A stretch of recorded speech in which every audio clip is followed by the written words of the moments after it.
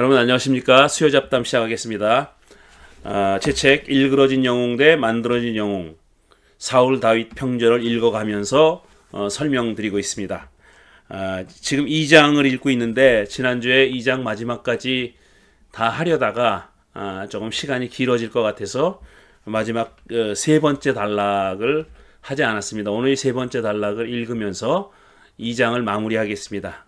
지금 사울이 첫 번째 왕이 되면서 사무엘과 사이에 있었던 갈등에 대해서 말씀드립니다. 이 갈등은 사실 개인과 개인의 갈등이라기보다는 하나의 체제가 바뀌는 과정에서, 이행 과정에서 벌어졌던 갈등이라고 생각할 수 있죠. 사사시대에서 군주제 시대로 넘어가면서 하나의 사회 체제가 변하는 건데, 그 사회 체제의 변화와 더불어서 일어났던 어떤 이행기의 갈등이죠. 그러니까 사무엘과 사울의 갈등은 그런 이행기의 갈등이라고 이해할 수 있겠습니다. 오늘은 세 번째 마지막 단락을 계속 읽어가면서 설명드리겠습니다. 제가 마침 지난주에 이 감기가 심하게 걸려가지고 많이 고생했습니다. 지금도 아직 다 낫지 않고 있는데, 그래서 제 목소리가 좋지가 않죠. 지금 양해해 주시기 바라겠고요. 참 다행스럽게도 이 세 번째 단락이 그렇게 길지가 않아서 오늘은 좀 짧게 진행하게 될 것 같습니다. 시작하겠습니다. 사울이 군주제를 어떻게 생각했는지는 파악하기 어렵다. 여러 번 말씀드렸지만 사울은 자기가 왕이 되고 싶지 않은데 왕위에 올라간 겁니다. 그러니까 사울이 이 왕좌 혹은 그 권력, 군주제라는 하나의 시스템, 제도에 대해서, 체제에 대해서 어떻게 생각했는지 하는 것은 우리가 분명히 알 수는 없습니다. 군주제에 대한 그의 생각은 알 수 없지만 자신이 왕이 되는 것에는 매우 소극적이었음이 사실이다. 여러 번 말씀드렸죠. 왜 그랬는지 이유는 알 수 없다. 왜 사울은 왕이 되는 걸 그렇게 꺼려 했는지. 물론 일단 왕이 된 다음에는 그 왕좌에 집착했습니다. 그렇지만 그 왕좌에 올라가는 그때에는 그 왕의 자리를 그렇게 탐내지 않았다는 것은 분명합니다. 그가 군주제 그 자체를 반대했는지, 그럴 가능성이 있죠. 군주제는 반대하지 않지만 자신이 왕이 되는 것에만 반대했는지, 그럴 수도 있죠. 군주제 자체는 그게 역사의 순리라고 생각했지만 자기가 적임자라고 생각하지 않았는지, 그런 거죠. 아니면 둘 다 반대했는지 우리는 알지 못한다. 단지 수줍은 성격 때문에 소극적이었을 수도 있다. 침착 뒤에 숨었다고 했으니까요. 설하자가 침묵하니 우리로서는 알 도리가 없다. 하지만 군주제나 자신이 왕이 되는 데 대한 사울의 소극적 태도를 심리적으로만 이해하는 것은 옳지 않다. 그러니까 어떤 개인의 심리만 가지고 해석하는 것은 옳지 않다는 거죠. 당시 역사적 상황을 감안해서 그가 왜 그런 태도를 가졌는지 추측해보는 것이 의미가 있겠다. 자, 사울 당시의 군주제는 낯선 제도가 아니었습니다. 거대한 제국이었던 이집트와 메소포타미아는 물론이고 가나안 땅에 있는 주변 작은 종족들의 정치체제도 대개는 군주제였다. 왕이 있었습니다. 이스라엘에게 군주제가 문제였던 이유는 그게 낯설었기 때문이 아니라 야훼가 우리의 왕이다. Yahweh is our king. 야훼가 우리의 왕이다라고 하는 오래된 신학, 세속적으로 표현하면 이데올로기죠. 이념이죠. 이것과 양립하는지가 분명하지 않기 때문이었다 이겁니다. 그러니까 인간 왕을 세우는 것이 궁극적인 왕인 야훼를 부정하는 것이 아닌가 하는 그런 의문이 있었다는 얘기입니다. 어떤 이념적인 차이가 있었다는 거죠.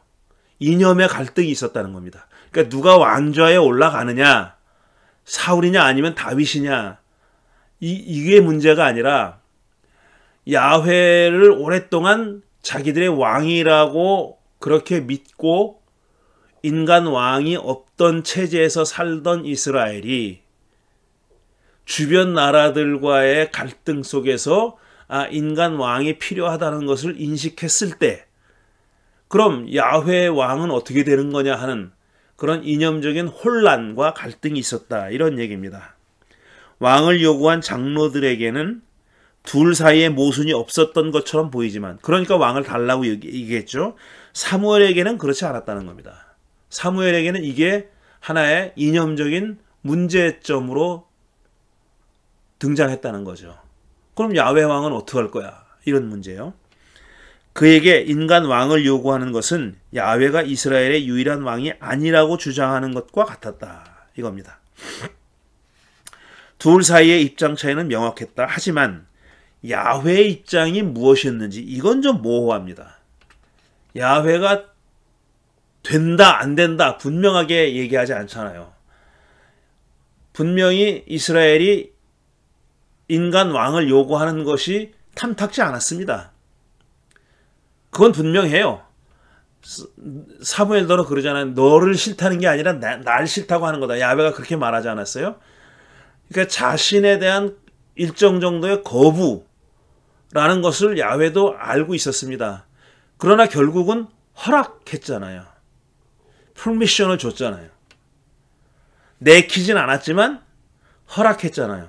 그러니까 이 인간 왕을 세우는 데 대한 그런 체제로의 이행에 대한 야훼 하나님의 입장이 어땠는지는 분명하게 말할 수 없다는 겁니다. 우리가 가지고 있는 사무엘서 텍스트만 가지고는 뭐라고 분명하게 말할 수 없다 그런 얘기죠. 야훼는 왕에 대한 요구가 사무엘이 아닌 자신을 버리는 것이라면서도 그걸 허락했으니 말이다. 그거죠. 학자들이 그 이유에 대해 다양한 해석을 내놓은 데는 야훼는 마음만 먹으면 왕을 달라는 장로들의 요구를 얼마든지 묵살할 수 있다는 전제를 갖고 이 대목을 해석했기 때문이다. 그렇죠. 야훼는 전지전능하니까 이거 얼마든지 묵살할 수 있다고 전제하니까 이런 모호한 해석이 나온다는 거죠. 야훼는 그것이 자신을 저버리는 것인 줄 알면서도 왕을 달라는 요구는 거부하지 않았다. 막을 수 있었음에도 그랬을까? 아니면 막을 수 없어서 그랬을까? 자, 막을 수 없어서라는 말이 많은 사람들에게는 어폐가 있게 받아들여질 수 있습니다. 왜? 야훼가 못할 일이 뭐가 있어? 근데 야훼가 못할 일이 있어요. 성경에는 그런 얘기들이 무수히 많이 나옵니다. 야훼는 이스라엘 사람들이 패역한 행동을 하는 걸 막을 수 있었죠. 하지만 그런 일이 벌어졌습니다. 근원적으로 따지고 들어가서 아담과 하와가 선악과를 따먹지 않게 할 수 있었다고 우리가 생각하잖아요. 왜? 야훼는 전지전능하니까. 선악과를 거기다 갖다 놨을 때부터 이 자들이 이걸 먹을 수도 있겠다라는 생각을 먹을 것이다 라는 생각을 안 했다면 전지전능한 게 아니죠. 근데 먹지 말라 그러면서 그걸 또 갖다 놨잖아요. 그 이후에 이스라엘의 역사에는 그런 내용들이 많이 있잖아요.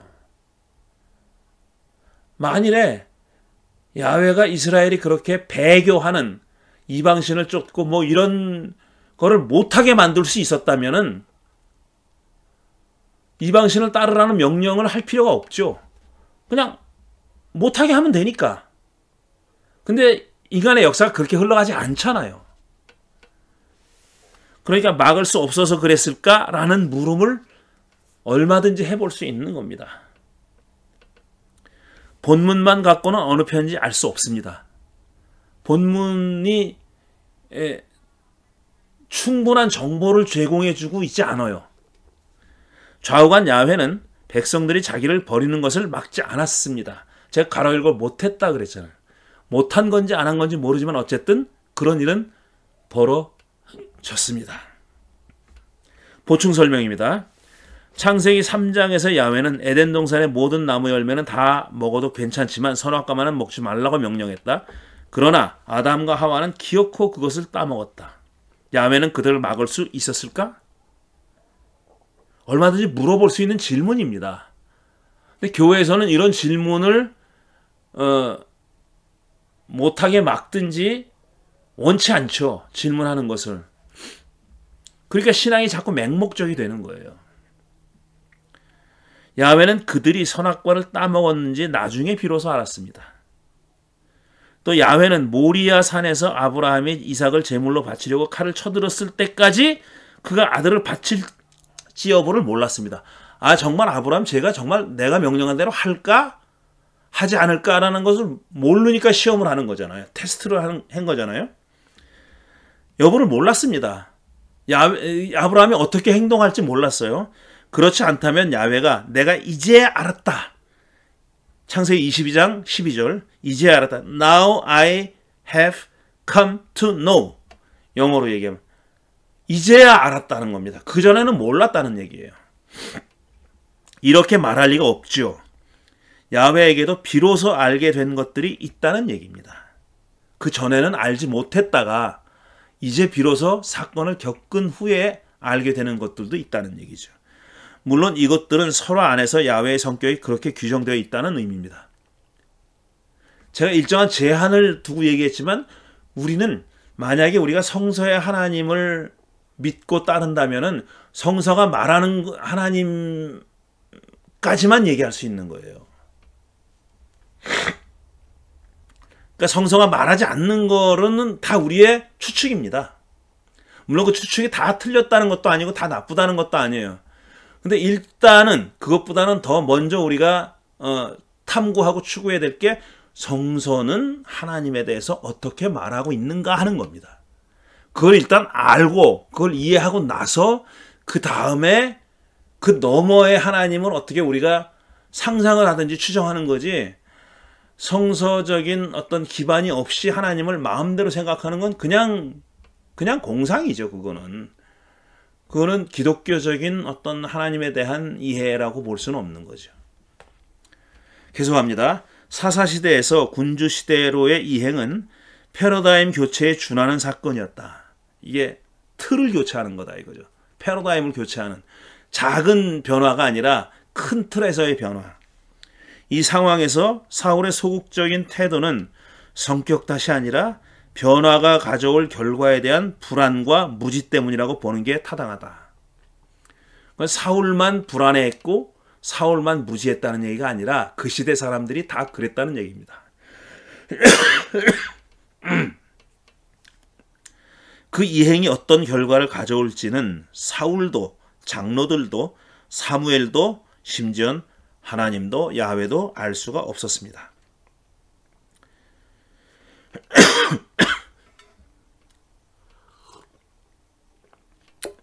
한편 사울이 길르앗 야베스 소식을 듣고 분노하며 윤간당한 처불된 사사시대 레위인처럼 행했던 것은, 그러니까 소를 12조각으로 내가지고 지파에 보낸 거, 그걸 얘기하는 겁니다. 그가 여전히 사사시대와 밀착되어 있음을 보여준다. 그는 왕이 됐지만 군주제라는 새로운 질서보다는 전통적인 사사시대 질서에 더 친숙했던 것입니다. 사사기에서 일어났던 일을 그 레위 사람이 했던 일을 그대로 반복했잖아요. 거기에 그런 상징적인 의미가 있는 겁니다. 사울이 그런 그 12조각을 내서 소를 12조각을 내서 12지파에 보낸 행동을 한 것은 그가 사사시대의 전통에 얼마나 밀접히 연결되어 있느냐 하는 것을 보여주는 그런 상징적인 행동이죠. 하지만 사무엘이 사울의 갈등을 고려한 흔적은 보이지 않는다. 저는 이 대목이 중요하다고 생각해요. 사무엘은, 이건 저의 좀 편향된 해석일 수 있는데, 우리 사무엘서를 읽어보면 사울은 지금 제가 말씀드린 그 패러다임 교체가 가져올 그런 불안감, 이런 게 표출되어 있습니다. 그러니까 이 성서 기자가 사울을 통해서 그걸 표출하고 있는 거죠. 반면 사무엘은 훨씬 더 전통 쪽에 가까이 있어요. 군주제보다는 사사시대에 더 가까이 있는 사람이라는 얘기입니다. 상대적으로 그런 갈등을 했던 흔적이 덜 드러나 있다, 이런 얘기입니다. 자, 사무엘은 왜 군주제를 막으려 했을까? 그 요구가 하느님을 왕으로 인정하지 않는다는 게 그의 명분이었다는 점에서 그는 야훼와 같은 입장을 가졌었다. 그렇게 내세우고 있잖아요. 장로들이 왕을 달라고 요구했을 때 사무엘의 입장은 분명합니다. 그걸 간접적으로 드러낸 게 야훼께서 쟤네들이 널 싫다고 하는 게 아니라 나를 싫다고 하는 거다라는 말을 전하잖아요. 그러니까 그런 데서 보면은 사무엘의 입장은 군주제를 탐탁지 않게 여겼습니다. 환영하지 않았어요. 군주제로 인해 야훼의 언약 백성으로서 이스라엘의 성격과 지위가 심각하게 타격을 받는다고 여겼던 것이다. 표면적으로 그렇게 드러나 있죠, 분명히. 니네들이 왕을 달라고 요구하는 것은 야훼 왕을 거부하는 거나 마찬가지다. 이런 입장을 계속 표명했으니까요. 장로들은 다른 모든 이방 나라처럼 왕을 달라고 요구했죠. 이런 표현에서 분명히 드러나는 겁니다.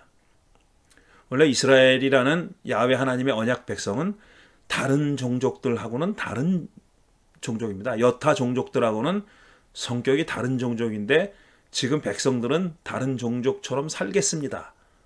라고 얘기한 거죠. 그 주장에 함축되어 있는 의미를 얼마나 더 심각하게 여겼는지, 얼마나 심각하게 여겼는지는 우리가 정확하게 추정할 수는 없어요.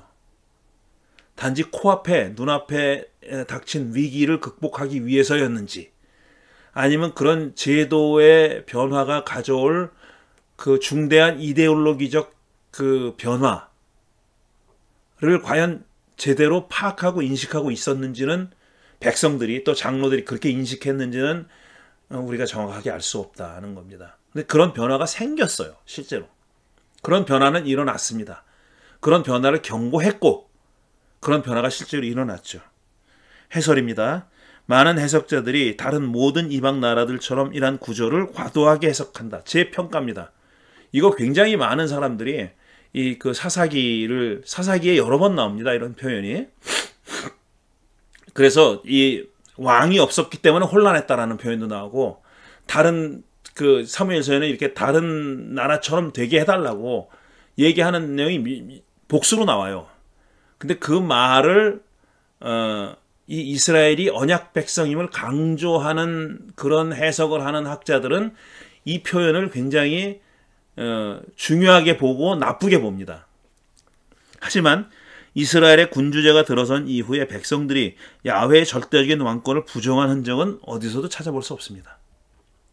그건 그 다음에 찾아볼 수 없는 거예요. 물론 이들이 이제 배교를 하고 이방신들을 따르고 했어요.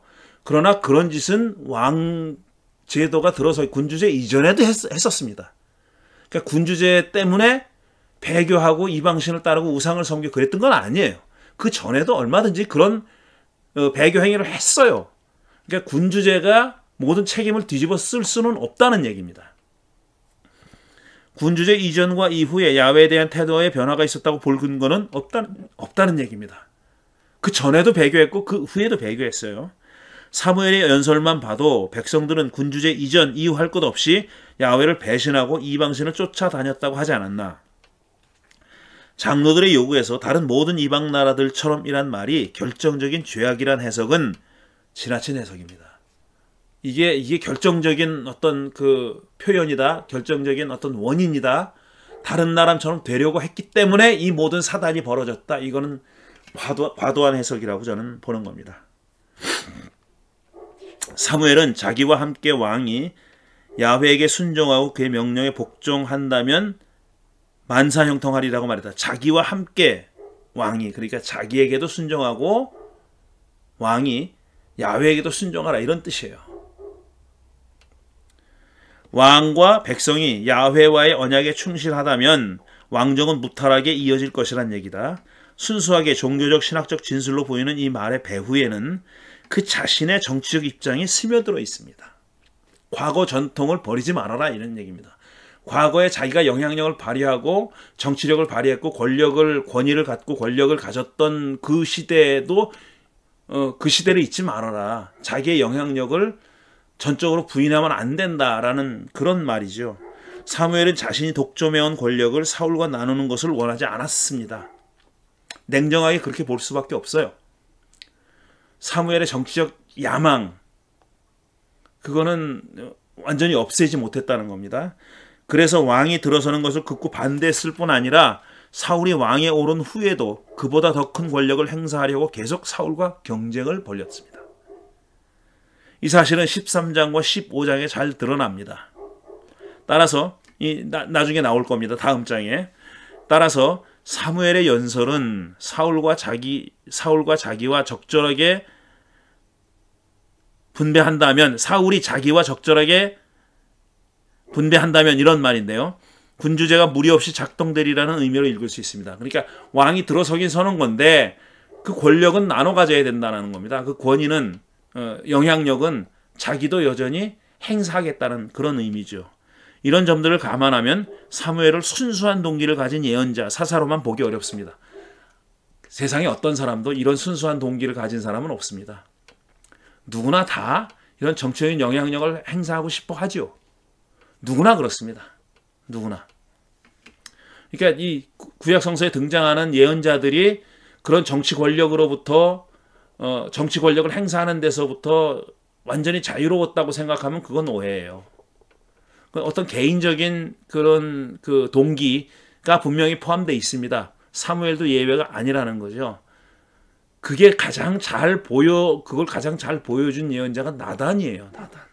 우리 결국은 다윗으로 가면은 나단 얘기를 하는데, 나단이라고 하는 예언자는 그런 자기의 정치적인 욕망, 그리고 자기가 속해 있던 집단의 어떤 집단적인 욕망을 대변한 사람입니다. 그 얘기는 나중에 하게 될 거고요. 이런 점들을 감안하면 사무엘을 순수한 동기를 가진 예언자 사사로만 보기 어렵다. 야훼에게 제물을 바치는 것보다는 순종이 더 중요하다고 말한 것이나, 권좌에서 내려올 때가 됐지만 여전히 백성을 위해서 기도하겠다는 말은 야훼에 대한 순수한 믿음과 함께 자신의 정치적인 의지를 표현한 것으로 볼 수 있다 라는 겁니다. 사울은 훗날 다윗에 대한 시기와 질투 때문에 히스테리적인 행동을 하며 왕권에 집착했지만, 그를 단순히 비극적인 영웅 또는 실패한 영웅으로 보는 것도 옳지 않다. 그는 야훼와 사무엘 때문에 원치도 않은 왕좌에 앉았고 그 둘에 의해서 그 자리에서 내쳐졌다. 야훼는 그에게서 자기 영을 거두어 갔을 뿐 아니라 악한 영을 보내서 그 사울이 다윗을 죽이려는 집착에 빠뜨렸다. 그렇게 서술에 돼 있어. 악한 영을 보내서 사울이 편집증적인 증세를 보이는 겁니다. 어떻게 해서라도 다윗을 죽이겠다는 그런 강박, 집념, 집착, 그걸 갖게 됐어요. 그걸 이 설화자는 야훼가 악한 영을 그에게 보냈기 때문이라고 설명합니다. 사무엘상에서 하느님의 영은 순수한 종교적인 체험이 아니라 사회적, 정치적 실천을 동반한 권한 부여의 행위입니다. 사사기의 사사에게 하나님의 영이 임했을 때도 마찬가지예요. 그런 권한을 부여하는 행위입니다. empowerment예요. 파워를 주는 행위입니다. 사울이 그걸 받았어요. 사울도 그런 권한을 받은 겁니다. 그러다 그걸 거두어갔죠. 그 권한이 상실됐다는 얘기를 하는 거예요. 어떤 신비적인 체험을 얘기하는 게 아닙니다. 하느님의 영이 옮겨진다는 것은 그런 권한이 이동했다는 뜻이다. 사무엘은 전쟁터에 나간 사울에게 그가 야훼에게 버림받았다고 선언함으로써 그를 절망에 빠뜨렸다. 전쟁터에 나갔는데 그런 말을 합니다. 앞으로 우리의 과제는 설화자가 사울을 그렇게 그린 이유가 무엇인지를 파악하고 다르게 그릴 가능성을 타진해보는 일이 되겠다. 이로써 사울이 왕위에 올라간 그 전후 맥락의 이야기를 마무리하겠습니다. 이제 3장은 사울이 왕이 된 다음에 벌어진 일들입니다. 사울이 왕이 된 다음에 아주 초기부터 갈등에 휩싸이죠. 분쟁에 휩쌉니다. 사무엘이 그거를 촉발했고 또 다윗이라는 인물이 등장하면서 그렇게 된 것이죠. 그 얘기는 이제 다음 주에 3장을 읽어가면서 설명드리도록 하겠습니다. 이제 오늘 마무리할 텐데, 이제 오늘이 6일이죠. 6일인데 요번 주 금요일, 그러니까 내일 모레 금요일 8일에 요번에 나온 제 책 이 정말 야훼가 다 죽이라고 명령했을까? 이 책 북토크를 합니다. 저녁 6시 반에 우리 교회에서 합니다. 많이 이제 우리 주위에 사시는 분들, LA 주위에 사시는 분들에게는 많이 알려서 이 행사를 아마 알고 계실 겁니다. 그래서 얼마나 많은 분이 오실지는 잘 모르겠지만 이 북토크를 저는 저자로서, 그리고 라시아레 대학교에서 구약을 가르치시는 김원일 교수님은 이야기 손님으로 오셔서 둘이 얘기를 합니다. 처음에 제가 짧게 이 책을 어떤 의도로 왜 쓰게 됐는지를 설명하고 이 책의 간략한 내용을 간략하게 설명한 다음에 이 책을 다 읽고 이야기를 하기 위해서 준비해 오신 김원희 교수님과 대담을 하고, 그 다음에 이제 청중석에서 나오는 질문을 받아서 질문에 대해서 대답하는 그런 순서를 갖도록 하겠습니다. 저녁 6시 반 금요일입니다. 금요일이라서 좀 교통도 많이 막히고, 또 그날 또 조성진 씨 연주회가 있다고 하네요. 날짜를 잘못 잡았어요, 제가. 그런 연주회 있는지 모르고 8일날 잡았는데 얼마나 많은 분이 오실지 모르겠습니다. 오시면은 이제 좀 간단하게 저녁을 드실 수 있도록 준비했고, 간단한 식사와 음료가 준비되어 있고, 그 다음에 이 북토크 얘기하는 그런 순서를 갖겠습니다. 여러분 많이 와주셔서 활발하게 재미있고 즐거운 그런 행사가 되도록 도와주시기 바랍니다. 감사합니다.